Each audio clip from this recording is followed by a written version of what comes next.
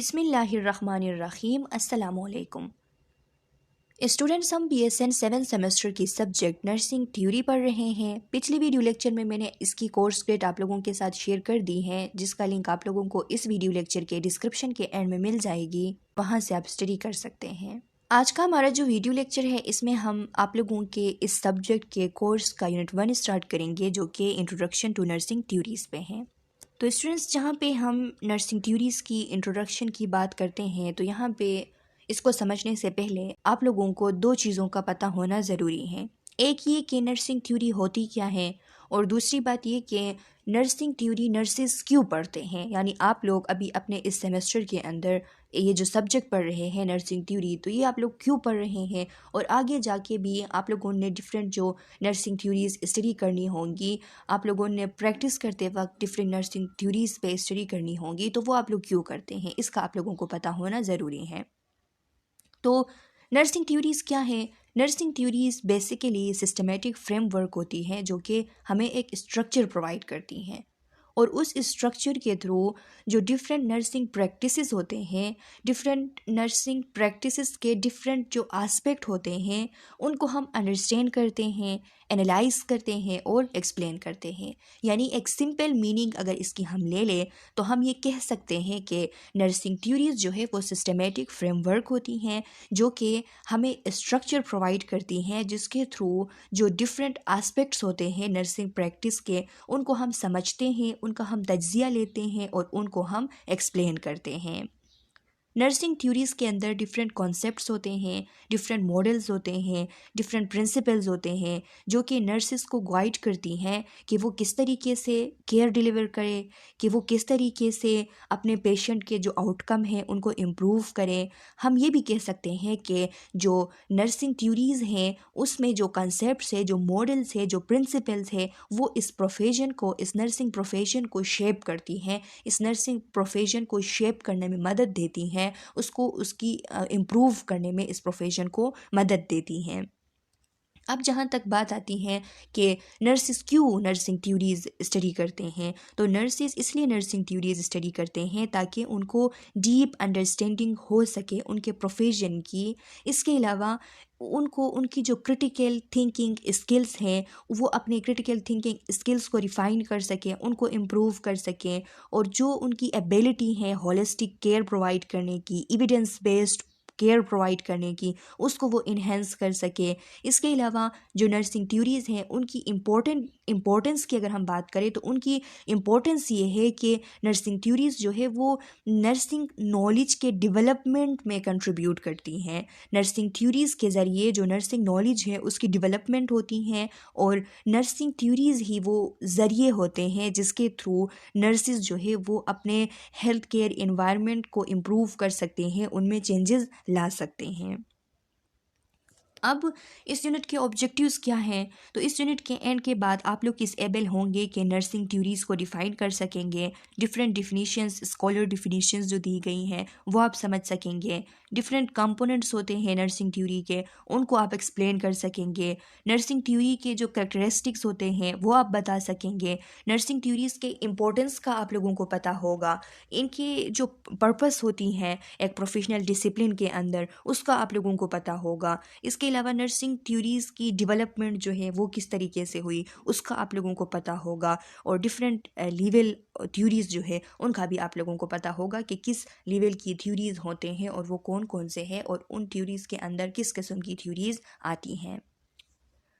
तो यहाँ पे इस स्लाइड के अंदर आप लोगों को एक डिफिनीशन दी गई है नर्सिंग थ्योरी की। लिखा है, a creative and rigorous structuring of ideas that project A tentative, purposeful and systematic view of A phenomena. इसका मतलब ये है कि नर्सिंग थ्योरी जो है वो एक क्रिएटिव और रिगोरस स्ट्रक्चरिंग ऑफ आइडियाज़ हैं।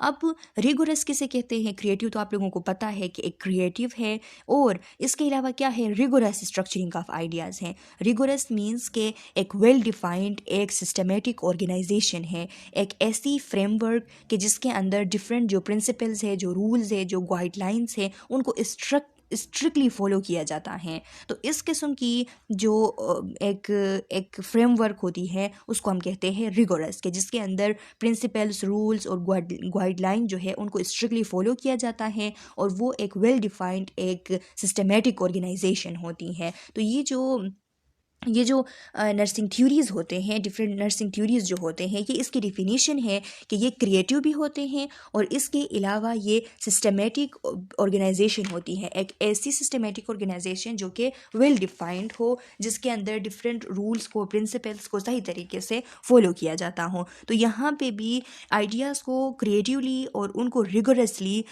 स्ट्रक्चर किया जाता है, जो कि क्या करती हैं, that project A tentative, purposeful and systematic view of A phenomena, जो कि किसी भी फेनोमेना के बारे में हमें टेंटेटिव, पर्पसफुल और सिस्टमेटिक व्यू प्रोवाइड करती हैं। अब यहाँ पे पर्पसफुल तो आप लोगों को पता है कि उसके कुछ गोल होते हैं, कुछ पर्पस होते हैं, और सिस्टमेटिक भी आप लोगों को पता है कि एक ख़ास किस्म की एक स्टेप टू स्टेप जाने वाली एक प्रोसेस होती हैं, वो हमें बताती हैं एक फेनोमेना के बारे में। जिस भी चीज़ के ऊपर, जिस भी प्रोसेस के ऊपर, जिस भी फेनोमेना के ऊपर थ्योरी बनाई गई है, तो उस थ्योरी में क्रिएटिवली और रिगरसली आइडियाज़ को स्ट्रक्चर किया गया है, जो कि हमें पर्पसफुल और सिस्टमेटिक व्यू देती हैं उस फेनोमेना की।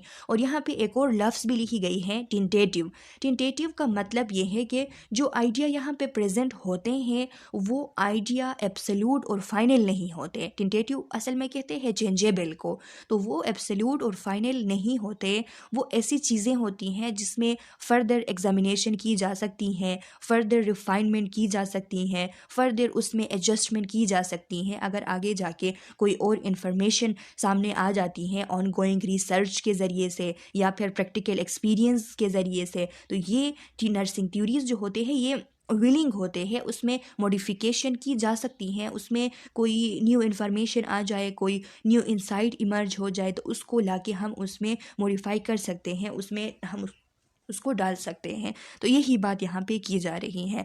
यानी इस डिफिनीशन को अगर हम एज ए होल ले लें तो उसमें ये बताया जा रहा है कि जो नर्सिंग थ्योरीज़ होते हैं ये क्रिएटिव और carefully organise set of ideas होती हैं जो कि फिक्स्ड नहीं होते, उसमें चेंज की जा सकती हैं आगे जाके रिसर्चेस के थ्रू, उसमें कोई न्यू इन्फॉर्मेशन जो है वो डाली जा सकती हैं, उसमें मॉडिफिकेशन की जा सकती हैं। ये जो नर्सिंग थ्योरीज़ होते हैं ये हमें एक थॉटफुल एंड पर्पसफुल एक वे ऑफ अंडरस्टैंडिंग प्रोवाइड करती हैं, जिसके थ्रू हम डिफरेंट जो फेनोमेना है नर्सिंग से रिलेटेड उनको समझ सकते हैं, उनको अंडरस्टैंड कर सकते हैं, उनको एक्सप्लेन कर सकते हैं। यानी हम कह सकते हैं कि ये जो नर्सिंग थ्योरीज़ है ये ऐसे स्ट्रक्चर्ड फ्रेमवर्क है जो कि हमें नर्सिंग के फील्ड के अंदर चीज़ों को एक्सप्लेन और एक्सप्लोर करने में मदद देती हैं। इसकी दूसरी डिफिनेशन लिखी गई है जिसके अंदर लिखा है, a conceptualization of some aspect of nursing reality communicated for the purpose of describing phenomena, explaining relationship between phenomena, predicting consequences और प्रिस्क्राइबिंग नर्सिंग केयर। यानी ये नर्सिंग थ्योरीज़ जो है वो कंसेप्चुलाइजेशन होती हैं, कुछ नर्सिंग रियलिटी के जो एस्पेक्ट्स होते हैं वो उठाए जाते हैं, उनके लिए ख़ास किस्म की कॉन्सेप्ट्स बनाए जाते हैं और वो फिर आगे कम्युनिकेटेड इस मकसद से होते हैं, इस पर्पस के लिए वो आगे कम्युनिकेट होते हैं ताकि डिफरेंट फेनोमेना जो है नर्सिंग फील्ड से रिलेटेड उनको डिस्क्राइब किया जा सकें, डिफरेंट फेनोमेनास के दरमियान जो रिलेशनशिप होती है उसको एक्सप्लेन किया जा सके, या फिर जो नर्सिंग केयर हम प्रिस्क्राइब करते हैं वो प्रिस्क्राइब किया जा सके, या फिर उस प्रिस्क्राइब किए हुए नर्सिंग केयर की कंसिक्वेंसेस को हम प्रेडिक्ट कर सकें। तो इन मकसद के हुसूल के लिए नर्सिंग थ्योरी जो है वो बनाई जाती हैं।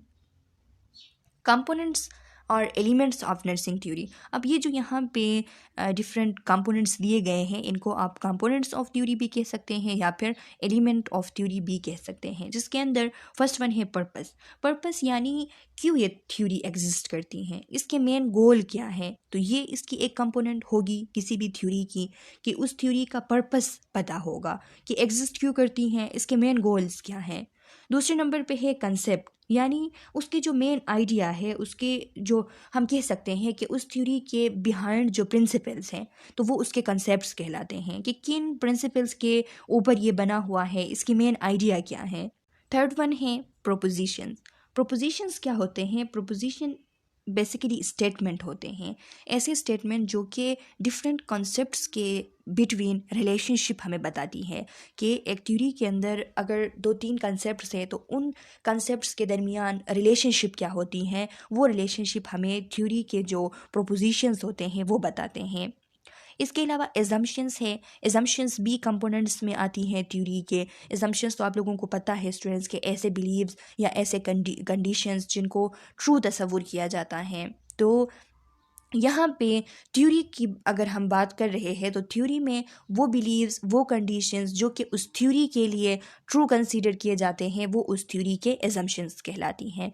मॉडल्स की अगर हम बात करें तो मॉडल्स जो है वो रिप्रेजेंटेशन होती है थ्योरी की, चाहे आप विजुअली रिप्रेजेंट कर रहे हैं, मैथमेटिकली आप रिप्रेजेंट कर रहे हैं तो वो मॉडल्स के थ्रू होती हैं। प्रोसेसेस की अगर हम बात करें तो प्रोसेसेस ऐसे स्टेप्स होते हैं या फिर हम कह सकते हैं कि ऐसे स्टेजेस होते हैं जो कि थ्योरी के अंदर इन्वॉल्व होती हैं, उनको हम प्रोसेस कहते हैं, यानी जो डिफरेंट स्टेजेस, जो डिफरेंट स्टेप्स होती हैं। फेनोमेना की अगर हम बात करें तो फेनोमेना वो ऑब्जर्वेबल इवेंट्स होती हैं या फिर हम कह सकते हैं कि वो ऑब्जर्वेबल ऑकरेंस होती हैं जो कि उस थ्योरी ने एक्सप्लेन की होती हैं। एक थ्योरी जो बनी हुई है तो वो जाहिर सी बात है किसी ऑब्जर्वेबल इवेंट्स पे बनी होगी, वो जो ऑब्जर्वेबल इवेंट है वो इस थ्योरी का फेनोमेना कहलाता है। ओंटोलॉजी है, ये जो थ्योरी जो चीज़ बयान कर रही है उसके अकॉर्डिंग, उस थ्योरी के अकॉर्डिंग जो नेचर ऑफ एग्जिस्टेंट होती हैं या जो नेचर ऑफ रियलिटी होती हैं उसको हम ओंटोलॉजी कहते हैं। यानी ये जो थ्योरी जो बताती हैं, जिस भी चीज़ के बारे में बता रही है तो उसकी जो नेचर ऑफ एग्जिस्टेंस है या फिर उसकी हम कह सकते हैं कि नेचर ऑफ रियलिटी जो है वो ओंटोलॉजी कहलाती हैं। और एपिस्टिमोलॉजी जो है, एपिस्टिमोलॉजी कहते हैं कि ये नॉलेज जो है इस थ्योरी के अंदर जो नॉलेज मौजूद है वो कहाँ से एक्वायर हुई है और किस तरीके से उसको समझा गया है, तो उसको कहते हैं एपिस्टिमोलॉजी। ये भी एक बहुत ही ज़्यादा मेन कंपोनेंट है थ्योरी की, कि एक थ्योरी की जो नॉलेज है, जो नॉलेज उस थ्योरी में प्रेजेंट है वो कहाँ से ली गई है और वो किस तरीके से अंडरस्टूड की गई है। इसके अलावा इसकी पैराडाइम है। पैराडाइम जो होती है स्टूडेंट्स, ये एक इम्पॉर्टेंट टॉपिक है थ्योरीज़ के अंदर। पैराडाइम कहते हैं उसकी जो ओवरऑल उसकी जो फ्रेमवर्क होती है, या फिर पैराडाइम को अक्सर हम कहते हैं कि ये प्रिस्पेक्टिव गाइडिंग होती है थ्योरी की।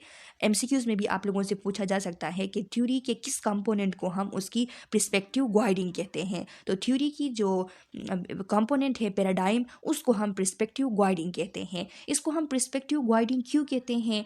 क्योंकि ये एक word view, as a word view ये सर्व करती हैं, एज ए वर्ड व्यू ये यूज़ होती हैं। इसकी वजह से ये थ्योरी जो है इसकी डेवलपमेंट कैसी हुई है वो भी इन्फ्लुएंस होती है कि एक थ्योरी की डेवलपमेंट किस तरीके से होती है, एक थ्योरी को किस तरीके से समझा जाता है, एक थ्योरी को किस तरीके से अप्लाई किया जाता है। तो ये सारी चीज़ें, इन सारी चीज़ों के लिए, थ्योरी को डेवलप करने के लिए, थ्योरी को अंडरस्टूड करने के लिए, थ्योरी को अप्लाई करने के लिए जो वर्ल्ड व्यू पेश की जाती हैं वो वर्ल्ड व्यू पैराडाइम पेश करती है। इसीलिए हम पैराडाइम को कहते हैं कि ये एक पर्सपेक्टिव गाइडिंग होती हैं, या फिर इसको हम कहते हैं कि ये नर्सिंग थ्योरी के लिए एक फ्रेमवर्क होती हैं।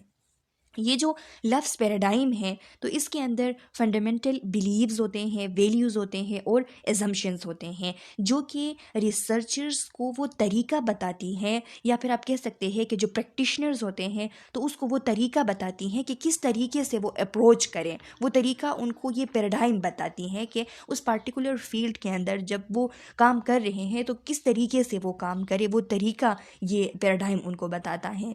अब हम अगर एक साइंटिफिक रिसर्च के कॉन्टेक्स्ट से पैराडाइम की बात करें तो एक साइंटिफिक रिसर्च के अंदर पैराडाइम जो बेसिक रूल्स और प्रिंसिपल्स होते हैं जो कि साइंटिस्ट को गाइड करते हैं कि किस तरीके से हाइपोथेसिस फार्मूलेट किया जाए, किस तरीके से डेटा कलेक्ट किया जाए, किस तरीके से रिज़ल्ट को इंटरप्रेट किया जाए। तो ये सारी चीज़ें इनको समझने के लिए, इनको जानने के लिए जो बेसिक रूल्स और बेसिक प्रिंसिपल्स जो चीज़ प्रोवाइड करती हैं साइंटिफिक रिसर्च के अंदर, वो पैराडाइम होती हैं।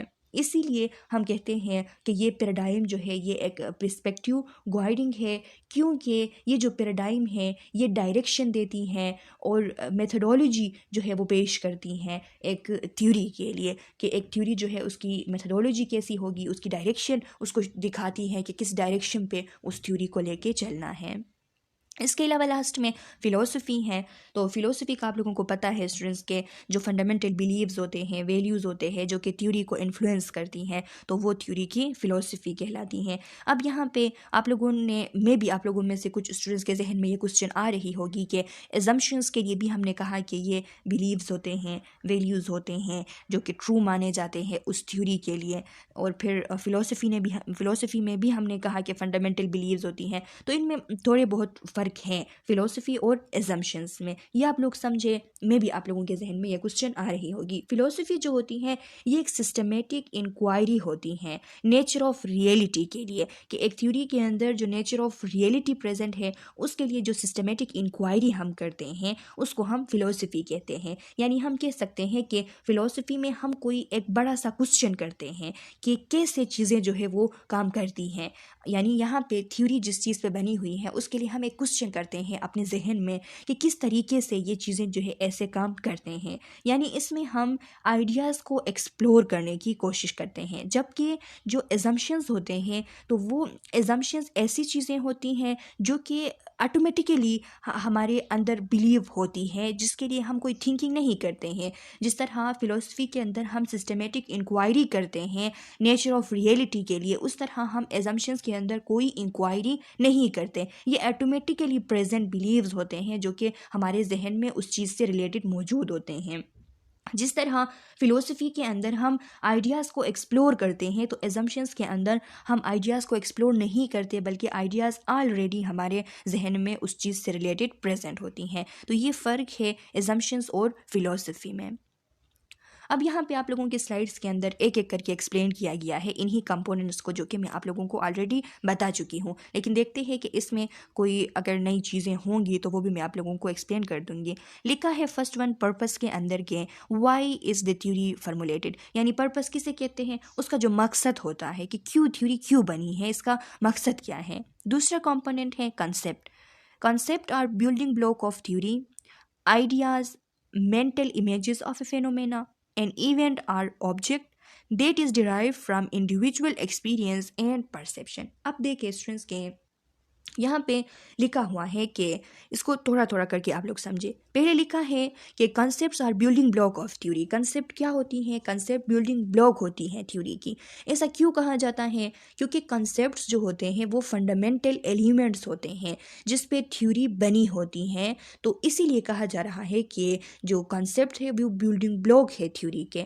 अब यही जो कंसेप्ट होते हैं ये हमें उसके एसेंशियल बिल्डिंग ब्लॉक है, ये हमें उसकी ऑर्गेनाइजिंग और उसकी स्ट्रक्चरिंग करते वक्त मदद देती हैं, क्योंकि इन्हीं कंसेप्ट्स पे वो थ्योरी बनी होती हैं। इसके बाद लिखा है आइडियाज़, यानी ये जो कंसेप्ट्स हैं ये आइडियाज़ होती हैं। आइडियाज़ इनको क्यों कहा जाता है, क्योंकि ये मेंटल रिप्रेजेंटेशन होती हैं। कंसेप्ट्स जो है वो मेंटल रिप्रेजेंटेशन होती हैं आइडियाज़ की, इसीलिए यहाँ पे लिखा है कि बिल्डिंग ब्लॉक्स ऑफ थ्योरी होती हैं और ऐसे आइडियाज़ होते हैं और ऐसे मेंटल इमेजेस होते हैं किसी भी फेनोमेना की, किसी भी इवेंट की, किसी भी ऑब्जेक्ट की।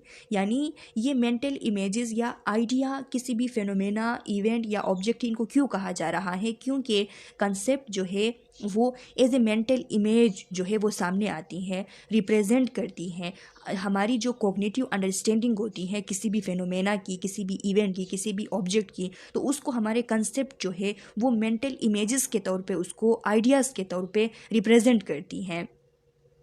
अब इनको यहाँ पे जो मेंटल इमेजेस जो बने होते हैं, जो कंसेप्ट के मेंटल इमेजेस हमारे जहन में होते हैं, तो उन्हीं के ज़रिए हम इन कंसेप्ट्स को रिकॉल करते हैं, रिकॉग्नाइज करते हैं और इनको जब रिलेट करने का टाइम आता है तो फिर हम रिलेट करते हैं। इसीलिए लिखा है कि कंसेप्ट्स जो है वो आइडियाज़, मेंटल इमेजेस होते हैं किस चीज़ के, किसी भी फेनोमेना के, किसी भी इवेंट के, किसी भी ऑब्जेक्ट के। अब देखें इसके बाद लिखा है that is derive from individual experience and perception, जो कि डिराइव्ड होते हैं। कहाँ से डिराइव्ड होते हैं कंसेप्ट्स, तो लिखा है कि इंडिविजुअल एक्सपीरियंस से डिराइव्ड होते हैं, इंडिविजुअल परसेप्शन से डिराइव्ड होते हैं। यानी इसका मतलब ये है कि ये यूनिवर्सल नहीं होते, ये ऐसे ही जहनों में नहीं आए होते हैं, बल्कि ये कुछ हद तक सब्जेक्टिविटी इनमें होती है, एक इंडिविजुअल के एक्सपीरियंसेस से रिलेटेड होते हैं। एक इंडिविजुअल की जब एक्सपीरियंस होती जाती हैं, उसके जो पर्सनल इनकाउंटर्स होते हैं, उसके पर्सनल जो ऑब्जर्वेशंस होते हैं,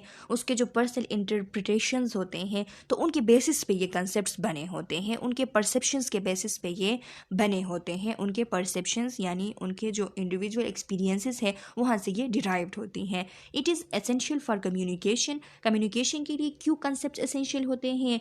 क्योंकि इफ़ेक्टिव कम्युनिकेशन जो होती है उसके लिए बेसिस होते हैं कंसेप्ट्स। अगर कंसेप्ट्स नहीं हैं तो आप किस तरीके से आगे क्या चीज़ आप आगे कम्युनिकेट करेंगे? तो इसीलिए कंसेप्ट्स जो है वो इफ़ेक्टिव कम्युनिकेशन के लिए एक बेसिस प्रोवाइड करती हैं। जब आप कंसेप्ट्स को शेयर करते हैं, आगे लोगों तक कन्वे करते हैं, तो फिर जाके आप अपने आइडियाज़, आपके जहन में जो है, आपके जहन में जो इन्फॉर्मेशंस है, जो अंडरस्टैंडिंग आपके जहन में है, तो उनको आप दूसरों तक पहुंचा सकते हैं। तो इसीलिए लिखा है कि एसेंशियल फॉर कम्युनिकेशन। अगर आपके जहन में कोई कंसेप्ट ही नहीं है तो आप कम्युनिकेशन किस चीज़ को करेंगे? इसीलिए कहते हैं कि concepts are essential for communication. और फिर लिखा है कि it may be empirical or abstract. अब देखिए स्टूडेंट्स के कंसेप्ट एम्पेरिकल होने का क्या मतलब है?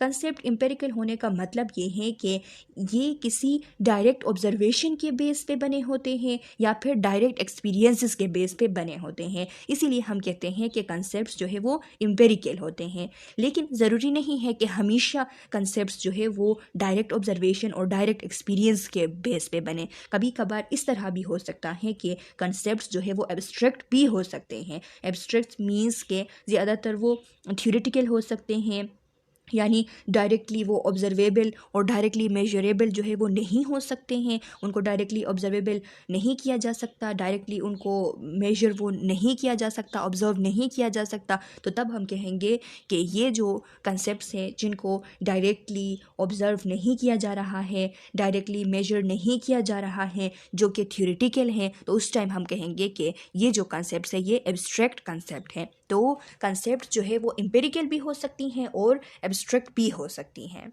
इसके अलावा थर्ड वन है प्रोपोजिशन। प्रोपोजिशन का मैंने आप लोगों को बताया स्टूडेंट्स के ये स्टेटमेंट ऑफ रिलेशनशिप होती है बिटवीन कॉन्सेप्ट्स। यहाँ पे भी लिखा हुआ है a statement of relationship between concepts. It can be expressed as statements, paradigm और figures.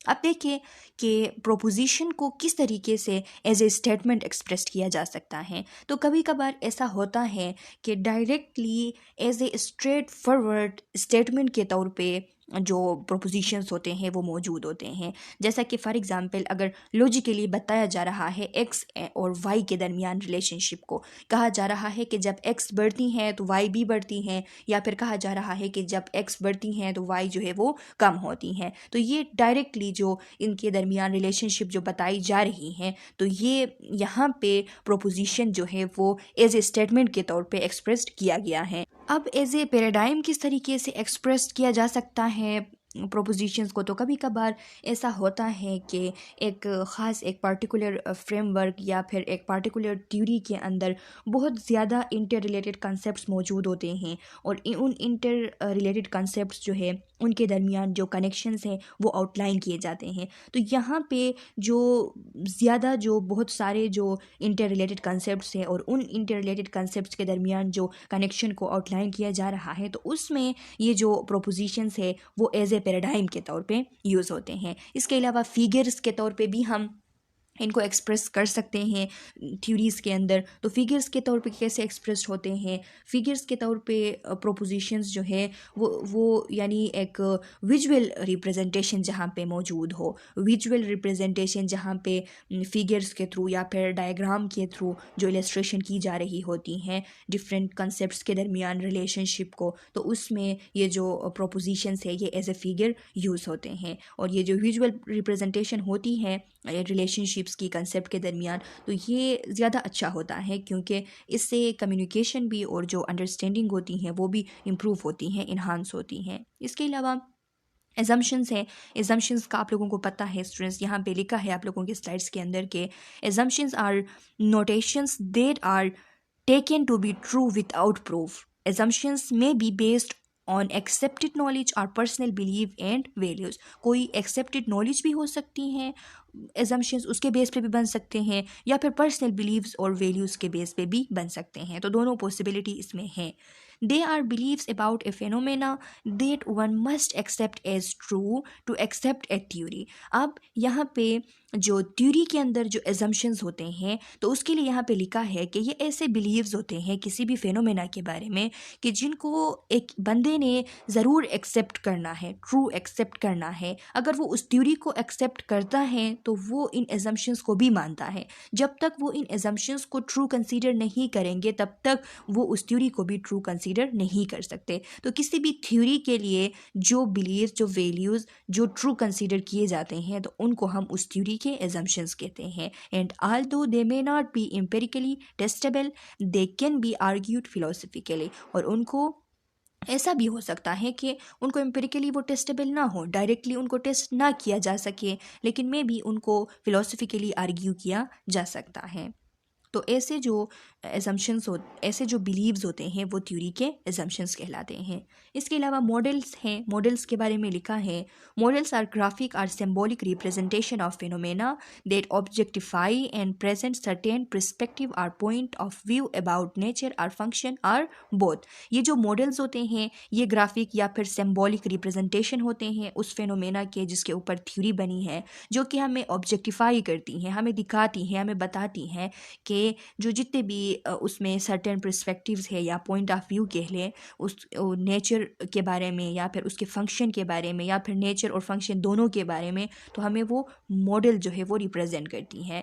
Models allow the concept in nursing theory to be successfully applied to nursing practice. अब ये जो मॉडल्स होते हैं ये नर्सिंग थ्योरी के अंदर जो कंसेप्ट्स होती हैं उनको फैसिलिटेट करती हैं, उनको अलाउ करती हैं कि उनको सही तरीके से अप्लाई किया जा सके नर्सिंग प्रैक्टिस के अंदर। They provide an overview of thinking behind the theory and may demonstrate how theory can be introduced into practice. वो क्या करती हैं, वो एक यानी provide an overview of thinking behind the theory, यानी उस थ्योरी के बिहाइंड जो थिंकिंग है वो प्रोवाइड करती हैं। उसकी एक जो थिंकिंग प्रेजेंट होती है उस थ्योरी के बिहाइंड, उसकी एक ओवरव्यू जो है वो प्रोवाइड करती हैं और उसको में भी डिमोन्स्ट्रेट भी कर सकती हैं कि किस तरीके से इस थ्योरी को लाके प्रैक्टिस के अंदर इंट्रोड्यूस की जा सकती हैं। For example through specific method of assessment, जैसा कि डिफरेंट जो मेथड्स है असेसमेंट के उनको यूज़ करते हुए जो असेसमेंट के बारे में थ्योरीज़ बनी हुई हैं उन थ्योरीज़ को हम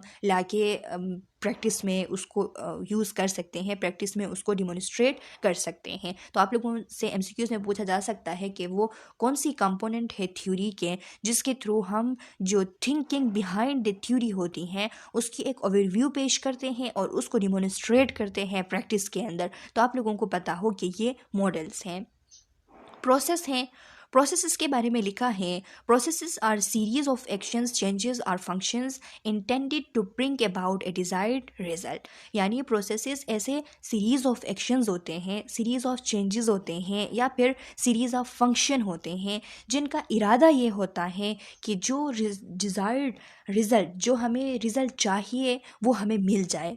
जो हमें रिज़ल्ट चाहिए, जो हम चाहते हैं वो काम पाने के लिए, वो रिज़ल्ट पाने के लिए हम जितने भी एक्शंस करते हैं, हम जितने भी फंक्शंस करते हैं वो प्रोसेसेस कहलाते हैं। During a process, one takes systemic and continuous step to meet a goal and uses both assessments and feedback to direct action to the goal. और एक प्रोसेस के दौरान क्या होता है, सिस्टमिक और कंटिन्यूस स्टेप्स जो है उसको फॉलो करना होता है ताकि हम अपने मकसद तक पहुंच जाए। और फिर उस असेसमेंट उसमें उस प्रोसेस के दौरान असेसमेंट की भी ज़रूरत होती है और फीडबैक की भी ज़रूरत होती है ताकि हम सही डायरेक्शन में चल सकें और उस सही डायरेक्शन में चलते हुए अपने गोल तक पहुंच जाएं। A particular theory or conceptual framework direct how these action are carried out. एक ख़ास किस्म की जो थ्योरी होती हैं, कंसेप्चुअल फ्रेमवर्क होती हैं, वो हमें डायरेक्ट करती हैं कि किस तरीके से ये एक्शन जो है ये कैरी आउट किए जाते हैं। अब फिनोमेना है। फिनोमेना के बारे में लिखा है, subject matter of a discipline, particular to primary concerns of a discipline. Nurses identified it as human being and their environment. अब देखिए स्टूडेंट्स, इसका मतलब ये है कि सब्जेक्ट मैटर ऑफ डिसिप्लिन जो फिनोमेना होती हैं वो क्या होती हैं, सब्जेक्ट मैटर होती हैं किसी भी डिसिप्लिन की जिसके ऊपर थ्योरी बनाई जा रही है। क्योंकि बेसिकली जो थ्योरी बनाई जाती हैं वो किसी फिनोमेना के ऊपर थ्योरी बनाई जाती हैं, तो इसीलिए फिनोमेना के लिए कहा जा रहा है कि ये सब्जेक्ट मैटर है उस डिसिप्लिन की, particular to primary concern of a discipline, और ये उस डिसिप्लिन के जो प्राइमरी कंसर्न होते हैं वो उसके फिनोमेना में होते हैं। फॉर एग्जांपल, इस बात का मकसद ये है कि जब भी नर्सिस जो है वो स्टडी करती हैं और थ्योरीज़ को डेवलप करती हैं, तो उनका फोकस इस चीज़ पे होता है कि वो ऐसी चीज़ों को अंडरस्टैंड कर सकें, ऐसी चीज़ों को वो डिस्क्राइब कर सकें जिनको वो ऑब्ज़र्व कर सकते हों, जिनको वो मेजर कर सकते हों, जैसा कि nurses identify it as human being and their environment, जैसा कि ह्यूमन बीइंग और उनके जो इंटरेक्शंस है उनके एनवायरनमेंट के साथ। तो ऐसी चीज़ों पे नर्सेस जो है वो कोशिश करती हैं कि थ्योरीज़ जो है वो बनाया जा सके, ऐसी चीज़ों के बारे में स्टडी जो है वो किया जा सके जो कि ऑब्ज़र्व किए जा सकते हों, मेजर किए जा सकते हों, और यही उनकी जो डिसिप्लिन होती है तो उसका सब्जेक्ट मैटर कहलाता है। तो आप लोगों से एमसीक्यूज़ में पूछा जा सकता है कि सब्जेक्ट मैटर किसी डिसिप्लिन की रिटन थ्योरी क्या होती है, तो आप लोगों को पता हो कि फिनोमेना होती हैं। अब ontology, ontology refers to the study of being, what is और व्हाट एग्जिस्ट, यानी मैंने आप लोगों को बताया शुरू में कि ओंटोलॉजी कहते हैं कि नेचर ऑफ एग्जिस्टेंस को, कि उसकी एग्जिस्टेंस क्या है, यानी यहाँ पे लिखा है कि ओंटोलॉजी कहते हैं स्टडी ऑफ बीइंग, कि क्या चीज़ जो है वो प्रेजेंट है, व्हाट इज़ और व्हाट एग्जिस्ट, क्या चीज़ जो है वो अगर कोई चीज़ एग्जिस्ट करती है तो वो क्या है, उसकी रियलिटी क्या है, या फिर वो क्या चीज़ है जो एग्जिस्ट करती हैं। या फिर इस तरह से भी हम ओंटोलॉजी को डिफ़ाइन कर सकते हैं कि ontology is a concern with the study of existence and the nature of reality, के जो जिस थ्योरी में जिस चीज़ के बारे में बात की जा रही है तो उसकी नेचर ऑफ एग्जिस्टेंस क्या है या फिर उसकी नेचर ऑफ रियलिटी क्या है, तो उसके बारे में जो स्टडी होती है ये ओंटोलॉजी कहलाती हैं। Epistemology, epistemology is the study of theory of knowledge, यानी थ्योरी ऑफ नॉलेज की जो स्टडी होती है इसको हम एपिस्टेमोलॉजी कहते हैं। यानी इसका मतलब ये है कि थ्योरी ऑफ नॉलेज ना, यानी जो नॉलेज थ्योरी के अंदर जो भी नॉलेज दी गई है तो वो नॉलेज जो है वो कहाँ से आई है, किस तरीके से उसको अंडरस्टैंड की गई है। लिखा है एपिस्टेमोलॉजी क्वेश्चंस इंक्लूड, एपिस्टेमोलॉजी के अंदर कौन कौन से क्वेश्चंस पूछे जाते हैं। व्हाट डू वी नो, हम क्या जानते हैं।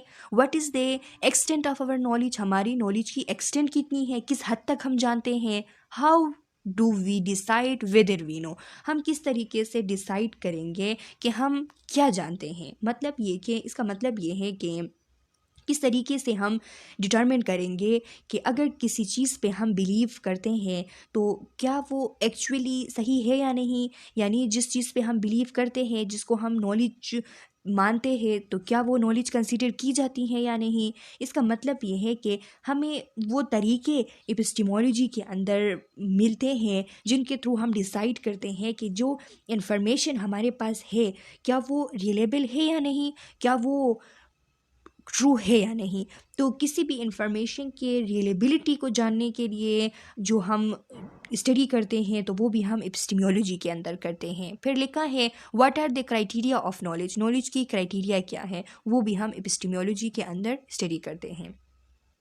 पैराडाइम के बारे में लिखा है A model that explains the linkage of science, philosophy and theory accepted and applied by the discipline, यानी पैराडाइम जो है वो एक फ्रेमवर्क होती है। मैंने पैराडाइम का डिटेल में आप लोगों को समझा दिया है कि पैराडाइम जो है इसमें आप लोगों की स्लाइड्स के मुताबिक लिखा है कि ये एक मॉडल होती है जो कि एक्सप्लेन करती हैं कि साइंस, फिलॉसफी और थ्योरी इनके दरमियान लिंकेज क्या है और उस लिंकेज को एक्सप्लेन करती हैं, जो कि एक्सेप्ट की जाती हैं, जो कि अप्लाइड की जाती हैं डिफरेंट डिसिप्लिन के अंदर, उसको ये एक्सप्लेन करती है पैराडाइम। पैराडाइम एक्चुअली एक फ्रेमवर्क होती है, एक पर्सपेक्टिव गाइडिंग होती हैं।